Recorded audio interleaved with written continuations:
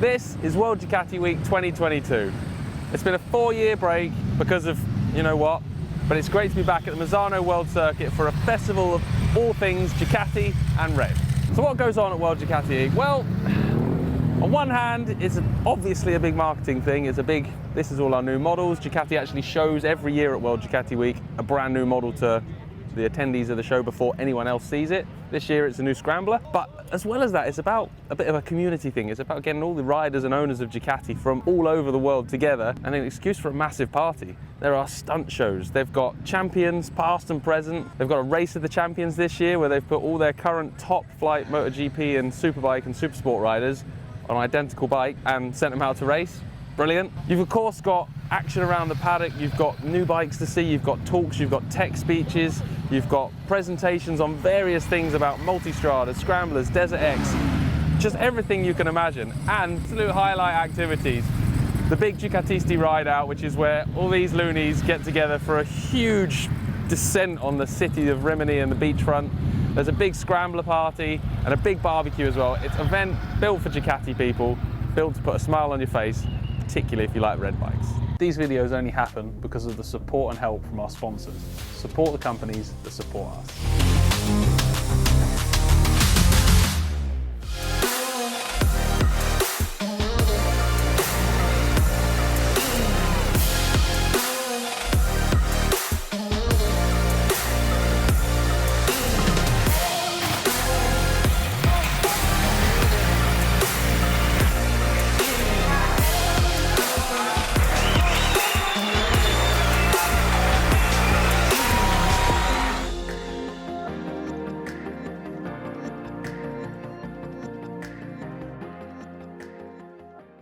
So one of the highlights of World Ducati Week every year is that they always show a new model. We've seen the first Diavel here, we saw the first of the Scramblers, and this year it's going to be an update to the pretty iconic Scrambler range. Now, you're not allowed to film in there, you're not allowed to photo in there. I've even got a hand in my silly sunglasses in case I've got a camera in them, but we're going to get a chance to have a look at it and find out some of the features that the new Scrambler range is going to have, and it will be released in 2023. Let's go check it out. I tell you what, it's good. It's not a complete revolution of the bike. Let's not forget, Ducati has spent the last 7 years since the Scrambler came out working really hard to make this brand, this image, this kind of cult thing around their Scrambler models. So they're not going to take all that and throw it away and start again. The new generation Scrambler is a sleeker, more refined, I'm going to say better finished version of the current styling. There are loads of changes, but if you quickly glanced at it, you probably wouldn't notice all of them. A few really cool features. One, it's now got clip-on panels over the tank and on the tail and front end, so the panels are designed to replace the colour scheme really, really easy. So if you decide you don't like the colour of your bike, you go on the accessory website, order a different colour, and put all the panels on your own bike. Really like that, really nice feature for a bike that's designed for customisation. One of the other things they've done, they've added proper ABS with cornering ABS, ride-by-wire with 2 riding modes to give the bike a little bit more of a easy feel for the newer riders coming onto them. They have assured me that the ABS will have a mode where you can turn the rear wheel ABS off because, let's face it, it's a really good bike for doing skids and we don't want to lose that. Finally, important to note, same horsepower but 5 kilos less. They've trimmed weight out of the chassis and the engine, so they have done a full rework and redesign of the bike. The proof in this stuff is always in the riding, so can't say whether it's amazing or not yet. We're gonna have to take it somewhere and send it down a big flight of stairs with a smile on our face, and then I'll tell you if I like it or not.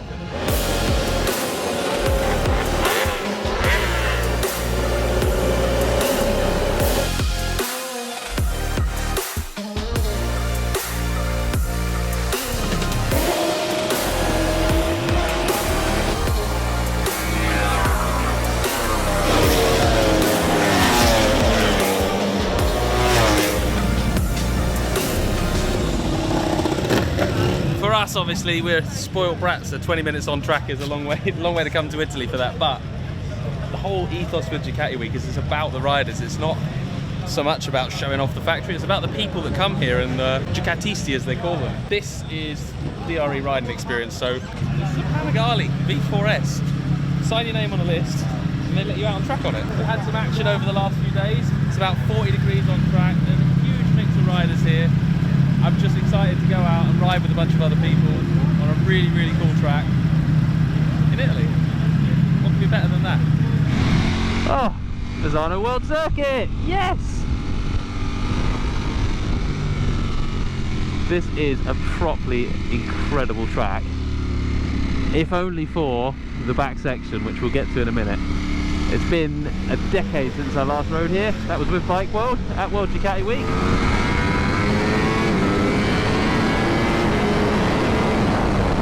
It's amazing. Tracks like this, you actually really get a chance to open up a 200 horsepower bike, which is pretty cool.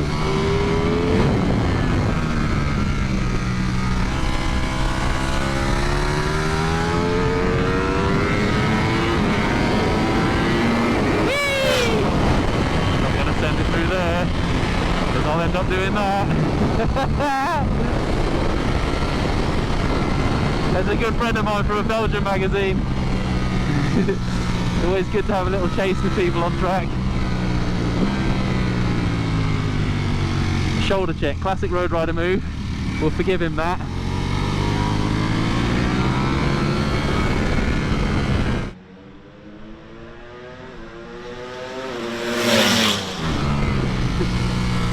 Oh,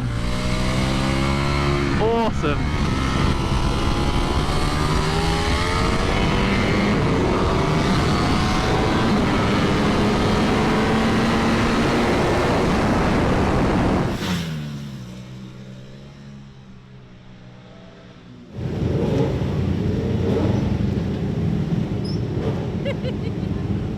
Well, we've done further research and motorbikes are still awesome. Definitely.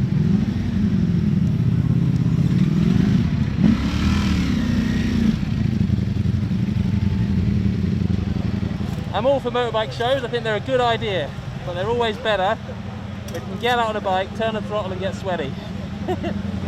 Now, look, I've managed to schnaffle myself a Ducati Scrambler. This is for my favourite bit of World Ducati Week, and it is what they call the Ducatisti Parade.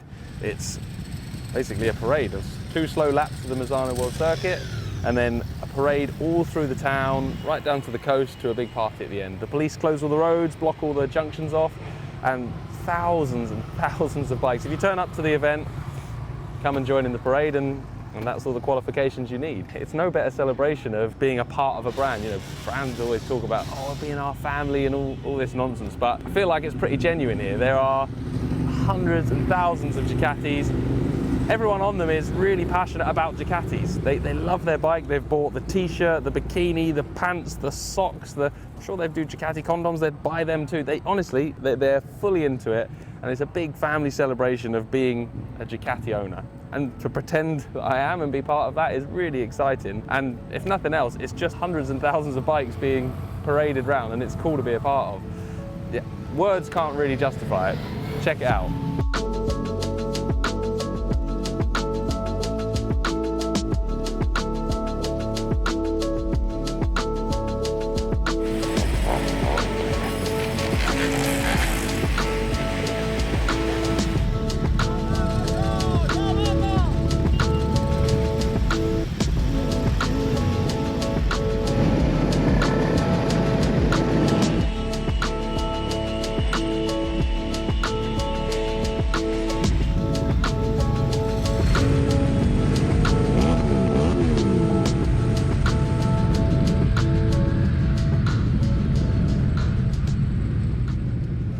Imagine if you could take all of the best riders in the world, put them all on identical bikes, and then make them race.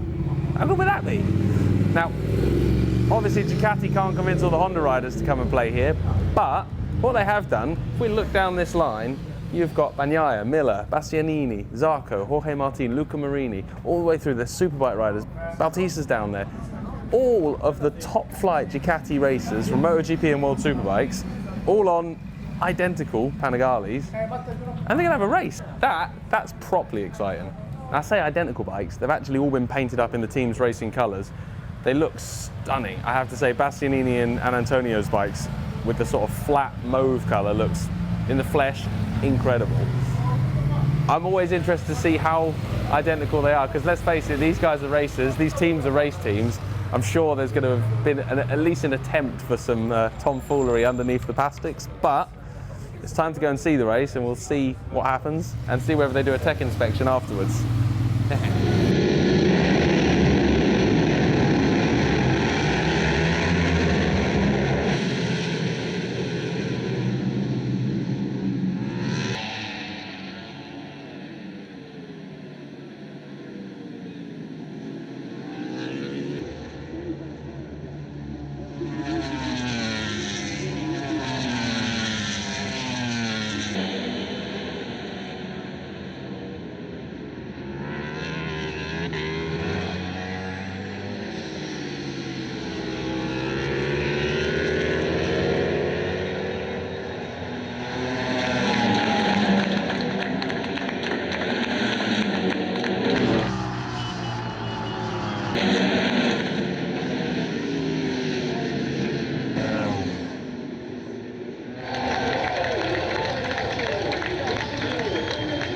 Perché c'è un mondo di gente che mi viene addosso.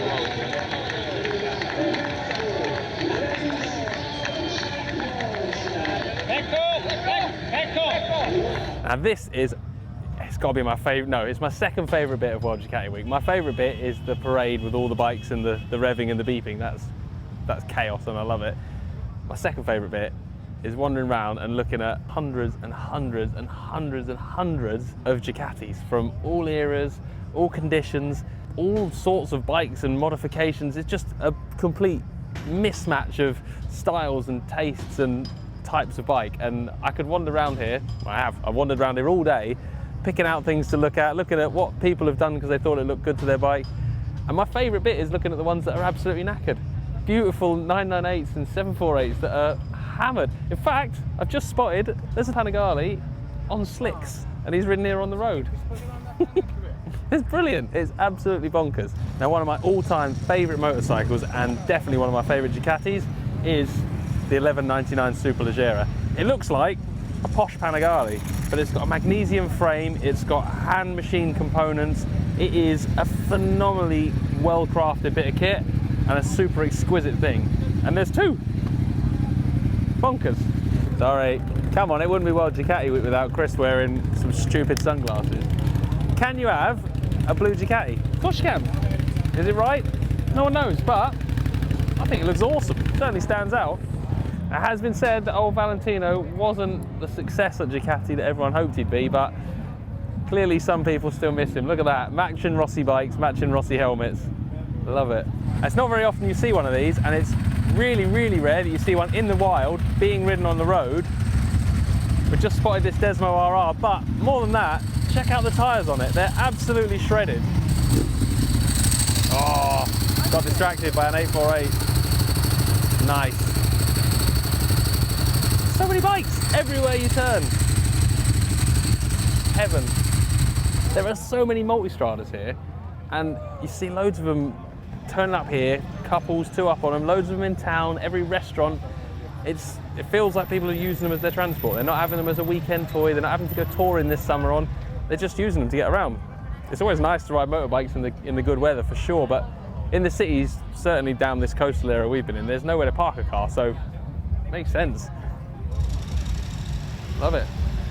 Should we move to Italy now? I gotta admit, the Ducati Monster's a bike that's always, I don't know, never really hit a chord with me. I like them, I enjoy riding them, but it's never a bike that I've lusted after. But out here, in this kind of flat in between little cities, cruising down the coast, farting about town type territory, you know what, it feels like the perfect bike out here, and there's a squillion of the things all over the place. Being an old Luddite, I think the old 900 air-cooled ones, I'm really into them. Rattly clutches, proper old air-cooled Ducati style. But yeah, right through to the modern ones, they're everywhere in every cafe. And it feels like the Scrambler's trying to take over from that, as that bloke driving past beeping it illustrated nicely. But yeah, I think the Monster will always have a special place in Ducati people's heart. And in Italy, it makes sense here.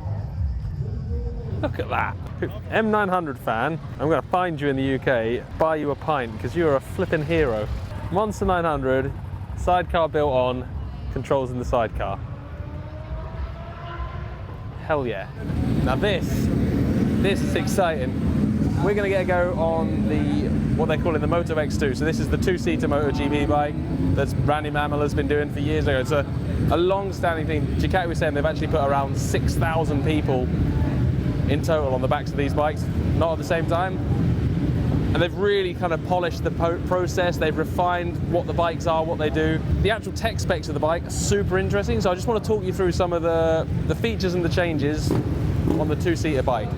So first up, it's a GP12 Ducati. So it's the carbon frame MotoGP bike with the MotoGP engine. It's not some dressed up Panigale. This is a legitimate, proper MotoGP bike.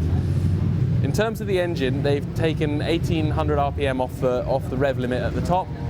The main reason being that when you dump a pillion on the back of it, you can't use any more power. It's about 250 brake, but with a pillion passenger sat right far back on the bike, there's only, we're saying up to 5th gear, you still can't use full throttle because the bike's got so much power anyway, it just wants to wheelie. The back end itself, up to the sort of back of the rider's seat, is the standard subframe, and then they've got a carbon monocoque bonded to that and bolted, which supports the pillion's weight and supports the rear foot pegs and gives you that kind of structure to work with. Now the key thing, as anyone who's been a pillion on anything knows, is where to hold on. The tank grips there give you a little basis to actually lean and brace, mainly on the braking, which is where the biggest forces are. To achieve that, the fuel tank is a CNC machine from solid tank. It's a one-piece tank, big block of aluminium, and they machine it all out to give the cutouts for the grips and to give it enough strength for the forces and the loading that are going through those handlebar grips, tank bar grips if you like. So that's like a proper exquisite bit of kit.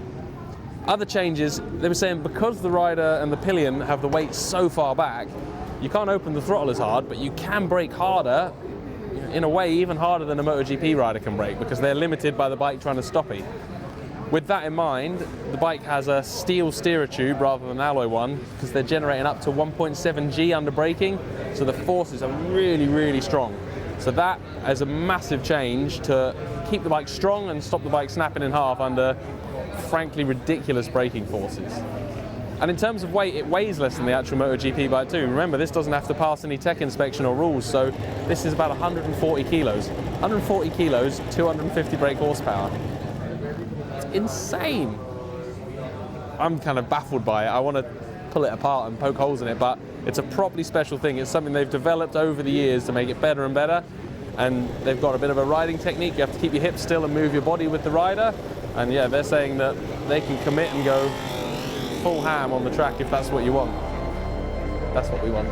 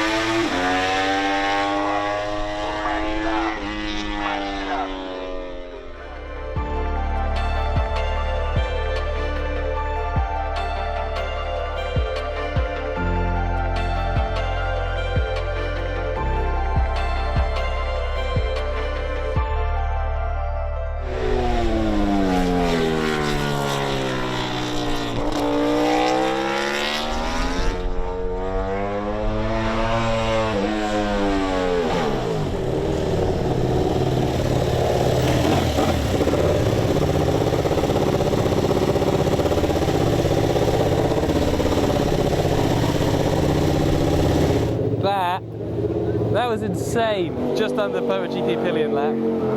Oh, as they said before, the braking forces are phenomenal. But for me, the highlight, and always the highlight of Misano, the flat out kink on the back straight. How fast he rode that with a pillion, slapped the bike on its side, and then pinned the throttle out of there right onto the curbs. Oh, that is a properly epic experience. Awesome. We are done. We have had a hell of a time at World Ducati Week.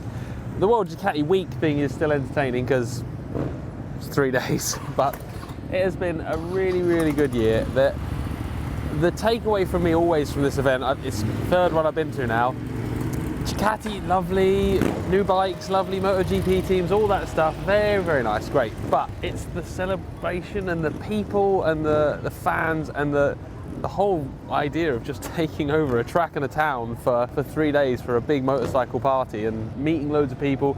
I've tried to get out and talk to as many other people from, not just sort of dealers and other journalists, but like riders and people who've turned up, people from Germany who've ridden here on their bikes, people from loads of bikes from England here, loads of bikes from all countries, Belgium, France, I can't even remember any European countries now, but loads of people from loads of different places, Americans, Japanese. It's a global kind of gathering for people who like Ducatis, and whether you're a Ducati person or not, it's an incredible thing to see this celebration of these bikes from all over the globe. I love it, and I think, you know, more than the marketing side and the Ducati thing and the swank and the pomp and circumstance of all the MotoGP teams, like that's lovely and it's cool to see that, and it's cool to see those guys outside of a race paddock, but it's just a great place to be if you like motorbikes, and I like motorbikes a lot. I'll be back.